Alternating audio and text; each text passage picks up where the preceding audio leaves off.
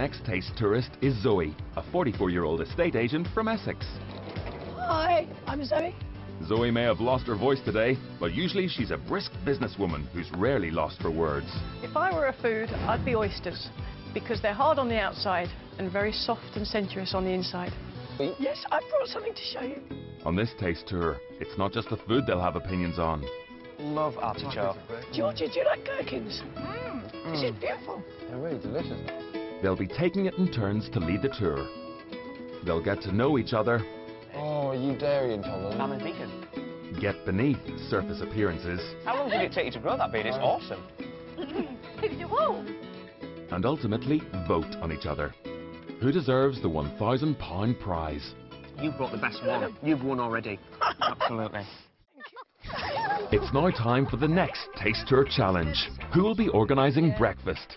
Zoe and Paul are left to take potluck. Go. Hey. Wonder what my challenge is going to be. Zoe makes her bread and butter through selling houses. I think I can be quite confident and charming. I am a salesperson, so I should be able to charm people to do what I'd like them to do without too much trouble. She doesn't often get her claws out, but she'll turn snappy if things aren't done properly. Detail is very important to me. I love to make sure that food is cooked to perfection and presented properly. The icing on her cake is showing off her beloved horse and cart. She loves to be top dog. I'm a very competitive person and I don't like losing. Zoe's task is to create a breakfast that draws on Yorkshire's regional heritage. There's no better place to stop nearby than Ripon. It's a city that's bursting with culture by the bucket load. The Norman Cathedral overlooks quaint medieval streets that rub alongside classic Georgian buildings and converge in the heart of Ripon, its beautiful market square. Zoe has arrived in the town and has been given a few ideas to make her experience go with a bang. Get to know the locals. Meet George Pickles. George Pickles is arguably the most celebrated citizen of Ripon, and he's agreed to meet Zoe at the Wakeman's Cafe for what will hopefully be a truly historic breakfast. What does a Yorkshireman have for breakfast? Well, a young, active, working Yorkshireman has bacon, eggs, beans, sausage, black pudding, but I'm retired now, so That suits me. I'm more in line for something sensible. Will Zoe be sensible? She wants a real Yorkshire feel to her breakfast. Jane, the owner of the cafe, has some ideas. We do have the book rarebit, Right. which is a bit lovely. What's the rarebit? Well, we can't tell you what's in it, that's a secret, but it's luxurious petits on toast with a poached egg sat on top. Right. It's comfort food for the soul. Well, that's good. Okay, that's great. And Two men would have arrived at that in half the time. would they? Yes. Sorry about Anyway, I'm a very Short shrift for George's Yorkshire humour. Whilst he recovers, Zoe gets ready for her other guests, as they'll soon be judging her on her breakfast presentation. Hi. Hello. I'm George.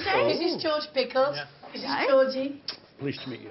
Zoe introduces the star guest, George Pickles, Ripon's renowned hornblower, and invites him to explain one of Britain's oldest traditions. My job as hornblower is to safeguard the continuity of the ancient ceremony of setting the watch, and it's taking place every night without a miss for 1125 years now.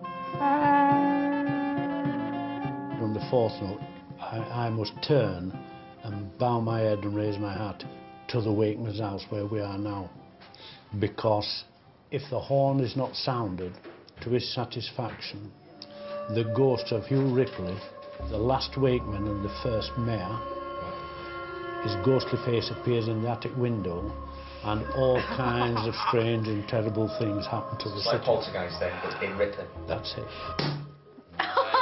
I'm too tired for this. George has got a good reputation with the ladies, but you can see he's attractive. He's magnetised the ladies next to him today. There's nothing like Here the we go, fairer George. sex. Nothing out of the what? The fairer sex, that's yourself, Oh. yeah. To George Pickles, our wonderful hornblower. While the team enjoys champagne, the buck rarebit has been prepared with its very secret ingredient. For Paul, porridge with its own very secret ingredient. I hope you like it. Of course it's with soy milk. I wouldn't do anything other than that. Georgie thinks she knows what's in the buck rarebit. There's mustard. Worcestershire sauce. Good try. It does contain Worcestershire sauce, but the secret ingredient is a different kind of sauce altogether. It's beer. Shh, don't tell anyone. And the former mayor... Finally, this ripping breakfast wouldn't be complete without a ghost story from Mr. Pickles. My predecessor, one night arrived on the square. When he sounded the first note, an echo came back. Ooh. I thought, I've never heard that before. He stood there looking and it came back again. Ooh. So he walked back to his car, and at the opposite side of the road, a Land Rover had pulled up. And attached to the back of the Land Rover was a horse box. And inside the horse box were 2 cows. And each time he was blowing the horn, the cow thought it was a mating call and they were answering him. Brilliant. That's not scary. I thought it was a scary ending. I'm not going to tell you the scary ones. Oh, go on. The scary ones are good. Georgie and Zoe arrive at the medieval banquet exhibit. Will anything take their fancy? Oh, I don't know about this. Oh, it'd be beautiful. Look at that It looks the part, but look, Just look at that pie. Have you ever seen anything quite like that? No, and I bet there's a few toenails in that. What's that? That's me. It looks disgusting, whatever it is. I'm not too sure if it's fish, but that thing on the side looks like a curled up dead bat. It can't be a dead bat. They're protected species. Stuart? Oh, what we got here? It's medieval banquet. But apparently, Paul's going to do his own creation. Okay, just the apples and the pears. No, he will supply meat for us, I think. I don't think he would not. He's going to make an effort. Because he wants to win a prize. It's the end of our Yorkshire Dales taste tour and the culmination of all their efforts to impress each other. Their fate is sealed in a pot. The big prize of £1,000 is for the one who's shone, while the others get none. It's quite exciting, huh? It's really exciting. It's proper exciting. I think this is going to be it now. Here we go. Okay, I'm going to start ready? the countdown. Are you ready? You do it. Yeah. 3, 2, 1.